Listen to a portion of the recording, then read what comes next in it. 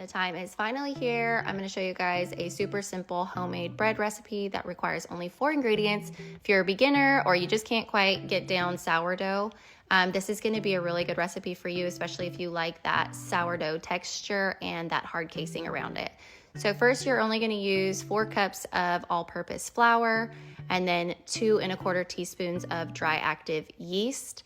Again, 2 1/4 teaspoons of salt. I prefer Himalayan pink sea salt. You're gonna dry mix all of those together.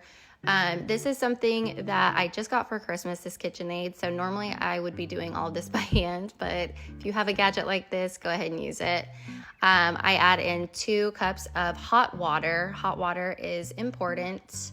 Let that set at like a medium speed for a couple of minutes, and then I go ahead and I drizzle olive oil around the rim and get it ready to set and rise for 2 hours. On the last remaining hour, I go ahead and I put my Dutch oven in the oven after I preheated to 475 just to let that get hot. I'm gonna prep my dough. It's good and risen by now.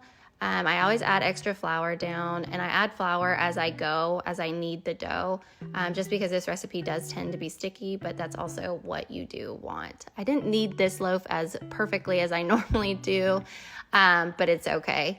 I go ahead and I shape it, and then I'm gonna score the loaf.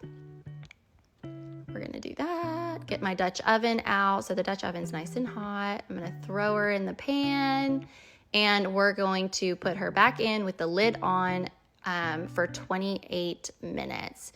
You can uncover it for a couple more minutes and leave it in there if you want a crispier loaf, but this is always perfect to me.